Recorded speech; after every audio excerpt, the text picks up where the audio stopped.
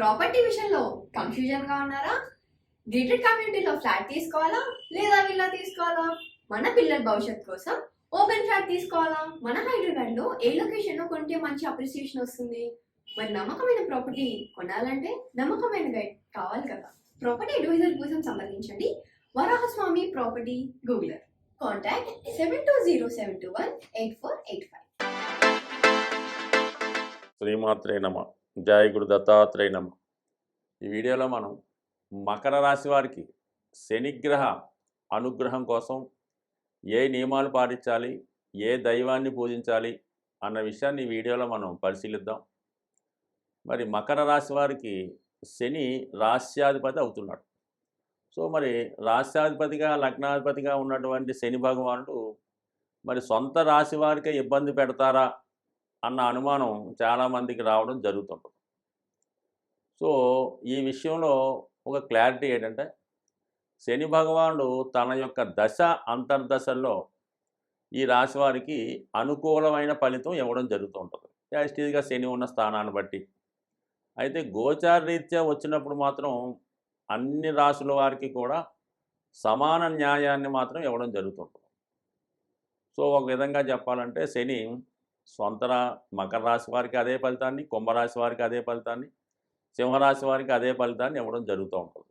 So అయితే ఈ రాశి వారికి మిగతా రాశులు కానీ ఎక్కువ కష్టపడుతుంటారు. అంటే స్వభావ సిద్ధంగా ఈ రాశి వారు మరి శని అధిపతి అవ్వడం వలన చిన్నప్పటి నుంచి కూడా ఒక విధమైన క్రమశిక్షణతో చాలా సౌఖ్యాలకి చాలా సుఖాలకి దూరంగా అతి కఠోర నియమాలతో పెరగడం జరుగుతూ ఉంటుంది. సో అందువలన ఏంటంటే వీళ్ళకి నిజంగా ఏలినాడు శని వచ్చినా జన్మ శని వచ్చినా కూడా పెద్ద ఇబ్బంది ఉండదు. ఆల్రెడీ కష్టాల్లో పెరిగి కష్టాలు ఎదుర్కొన్న వారికి ఈ ఏలినాడు శని మాత్రం పెద్దగా ఏం చేస్తుంది? ఆ విధంగా వీళ్ళకి అనుకుంటారు మిగతా వాళ్ళు. శని భగవానుడు ఈ మకర రాశి వారికి కుంభరాశి వారికి ఏమి ఇబ్బంది పెట్టడో మరి రాశ్యాధిపతిగా అనుకుంటాడు. అంటే మిగతా వాళ్ళకి ఈ జన్మ శని వచ్చినప్పుడు, అష్టమ శని వచ్చినప్పుడు, ఏలినాడు శని వచ్చినప్పుడు ఇబ్బంది పెడుతుంటాడు. కానీ ఈ మకర కుంభరాశుల వారికి ఏ రాశిలో ఉన్నా మొత్తం జీవితాంతం ఇబ్బంది పెడుతూ ఉంటాడు. సో అందువలన వీళ్ళ చిన్న తప్పుకి పెద్ద శిక్ష అనుభవిస్తుంటారు. ఎంతో కష్టపడి ఎంత అర్హత ఉన్నా చిన్న స్థాయి ఉద్యోగంలో ఒక సబార్డినేట్గా జీవితాన్ని ప్రారంభించడం జరుగుతుంటుంది.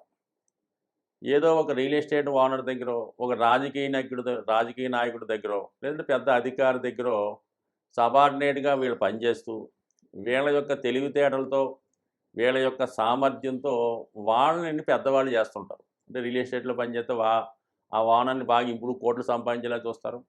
ఒక రాజకీయ నాయకుడి దగ్గర పనిచేస్తే వాడు అందలం ఎక్కి ఎమ్మెల్యే మినిస్టర్ అయ్యేదాకా కూడా వీళ్ళు ప్రయత్నం చేస్తుంటారు. ఒక అధికారి దగ్గర పనిచేస్తే వాడికి ఉన్నత స్థాయి వచ్చే వరకు కూడా వాళ్ళు సలహాలు ఇస్తూ ఉంటారు. ఈ విధంగా ఇతరుల అభివృద్ధికి కారణమవుతూ వీళ్ళు మాత్రం ఎక్కడ ఉన్నవాళ్ళు అక్కడే ఉన్నట్టు జరుగుతుంటుంది.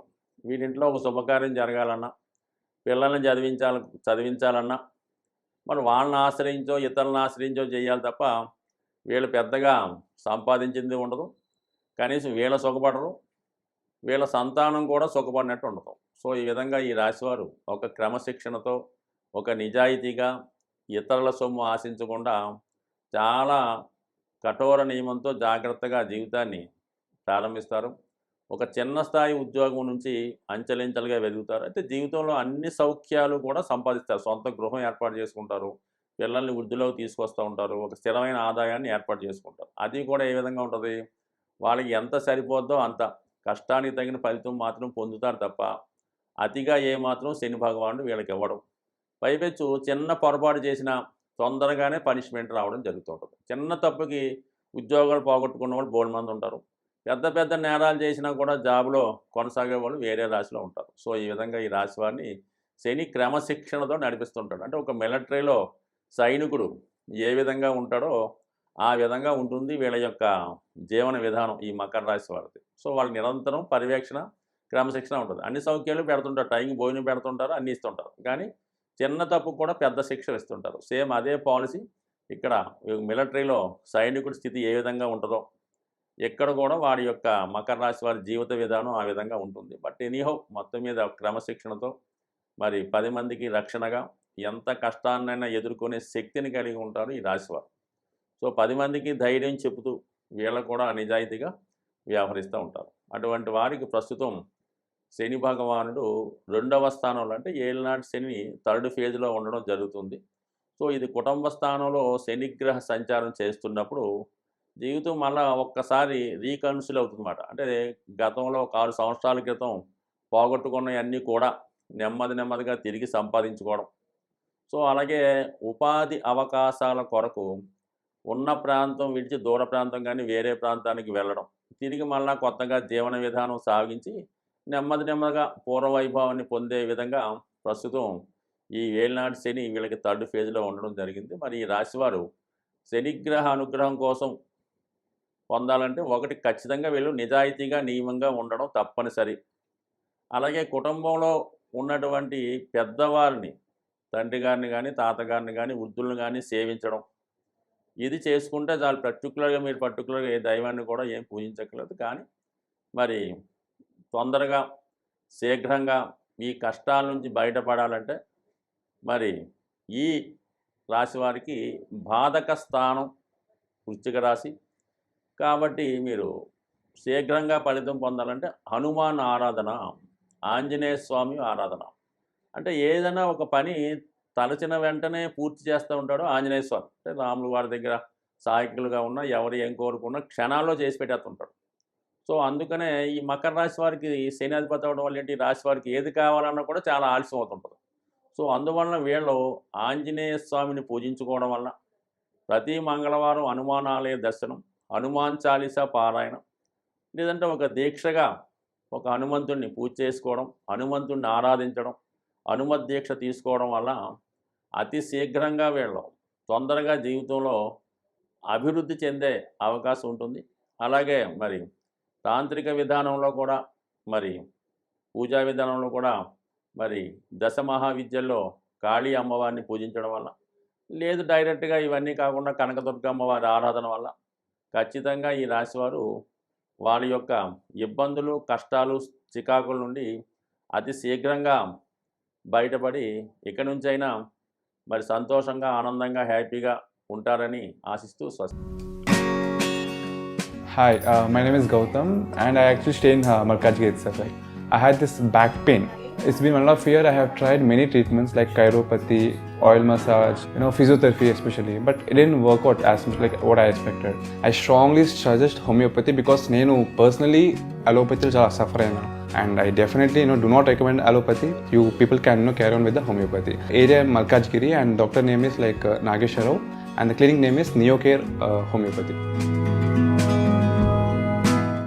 సాధారణంగా గ్రహాల యొక్క శాంతి కొరకు పంచభూతాలు అంటే మనకి గాలి, నిప్పు, నీరు, వాయువు, ఆకాశం అనే 5 తత్వాలు ఉండడం జరిగింది. దీన్నే మనం ఈ పూజాధికాలు నిర్వహించేటప్పుడు పంచోపచార పూజ అని చేయడం జరుగుతూ ఉంటుంది. సో ఇందులో ముఖ్యంగా శని భగవానుడు యొక్క అనుగ్రహం కోసం మరి శని భగవానుడు వాయుతత్వ రాశి అవ్వటం వల్ల ధూపంతో పూజించడం వల్ల, అంటే మీకు సాధారణంగా శివాలయాల్లో కానీ అమ్మవార్లకు కానీ ఈ సాంబ్రాణి ధూపం ఎక్కువగా వేస్తూ ఉంటారు. సో అది సింపుల్గా అగరబత్తీలు వెలిగించడం. చాలామంది ఏం చేస్తారంటే పూర్తిగా పూజ చేయని వాళ్ళు వారంకోసారి మామూలుగా చేస్తుంటూ ప్రతిరోజు కూడా ఉభయ సంధ్యల్లో ఈ అగరబత్తి వెలిగించి పూజ చేస్తూ ఉంటారు. ఇంకా ఓపిక ఉన్నవాళ్ళు సాంబ్రాణి పొగ అది గృహం అంతా వేస్తూ ఉంటారు. ఎక్కువగా అమ్మవార్లకి, శివునికి. అలాగే ఈ సాంబ్రాణి పొగ వేయటం వల్ల కనీసం ప్రతిరోజు అగరబత్తి 2 పూట్ల భగవంతుని యొక్క ఆరాధించడం వల్ల మీకు కంపల్సరిగా ఈ నవగ్రహాల్లో శని భగవానుడి యొక్క అనుగ్రహం లభించడం జరుగుతుంది. సో ఈ కారణం వల్ల ఒకటి. అలాగే ప్రతిరోజు కూడా ఈ గృహంలో నిరంతరం ఏదో భగవంతుని యొక్క నామస్మరణ మోగే విధంగా, అంటే గతంలో కొన్ని చిన్న బాక్సుల్లాగా ఉంటే ఏదో ఓం నమో నారాయణయో, ఓం శివాయ ఏదో చదువుతూ ఉంటాయి. సో అటువంటి కూడా గృహంలో ఉండడం వల్ల ఏంటంటే పాజిటివ్ ఎనర్జీ ఆ గృహంలో ఉండడం జరుగుతూ ఉంటుంది. కాబట్టి సాధ్యమైనంత వరకు శని భగవానుడి యొక్క అనుగ్రహం కావాలంటే ఆ గృహం చాలా పరిశుభ్రంగా ఉండాలి. అలాగే ఇరిగిపోయిన వస్తువులు, పనికిమాలిన వస్తువులు, అక్కర్లేని వస్తువులు ఇంట్లో ఉంచడం. అలాగే కొంతమందికి ఏంటంటే ఓ 10 జతల చెప్పులుంటాయి. ఏదో కొత్తవి కొంటుంటారు, పాతవి ఏం చేసుకుంటారో. ఈ చెప్పుల జతలు ఎక్కువ అవ్వడం వల్ల ఈ కొంతకాలంకి ఆ నెగిటివ్ ఎనర్జీ వాటి మీద వచ్చే అవకాశం ఉంది. కాబట్టి సాధ్యమైనంత వరకు ఈ చెప్పులన్నవి నిల్వ ఉంచకుండా ఎప్పటికప్పుడు దాన్ని అవసరం తీరిన తర్వాత బయట పడేయండి. ఏదో 1, 2 చెప్పులు పెట్టుకోవడం అన్నది ఒక కొత్తమైన పద్ధతి.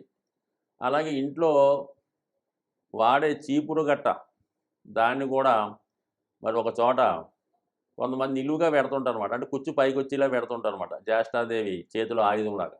ఎట్టి పరిస్థితుల్లో కూడా కుచ్చు అరిగిపోతే ఇంకోటి కొనుక్కుంటాం, ఏం పోయింది. అందువల్ల ఎప్పుడు కూడా అది నిలువుగా కరెక్ట్‌గా పెట్టాలి తప్ప కుచ్చు పైకొచ్చే విధంగా మాత్రం ఎట్టి పరిస్థితిలో కూడా పెట్టలేదు. ఇవన్నీ కూడా అలక్ష్మికి కారణాలన్నమాట.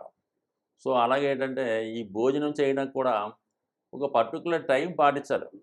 ఏ టైంలో పడితే ఆ టైంలో తినడం, ఎక్కడ పడితే అక్కడ తినడం, ఈ టీవీలు చూస్తూ, ఈ మంచాల మీద, కుర్చీల్లో సేరబడి ఈ విధంగా భోంచేయడం, ఏదో ప్లేట్‌లో భోజన పదార్థాలు వడ్డించుకొని తినడం, ఇవన్నీ కూడా ఐశ్వర్యప్రదం కాదు.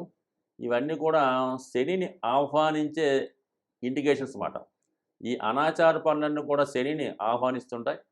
అలాగే శుభ్రమైన గా ఉండడం, శుభ్రంగా భోంచేయడం, అలాగే ఆహార పదార్థాలు కూడా జాగ్రత్తగా వినియోగించడం, ఇవన్నీ కూడా లక్ష్మీదేవి అనుగ్రహానికి పాత్రలు అవుతూ ఉంటాయి కాబట్టి, సో ఏదైనా శని భగవానుడి యొక్క అనుగ్రహం కావాలనుకున్న వాళ్ళు ప్రతి పని కూడా పద్ధతి ప్రకారం నియమానుసారం చేసుకోవడం వల్ల వాళ్ళు కంపల్సరీగా శని భగవానుడు టాప్ రేంజ్‌లోకి తీసుకెళ్ళే అవకాశం ఉంటుంది. స్వస్తి.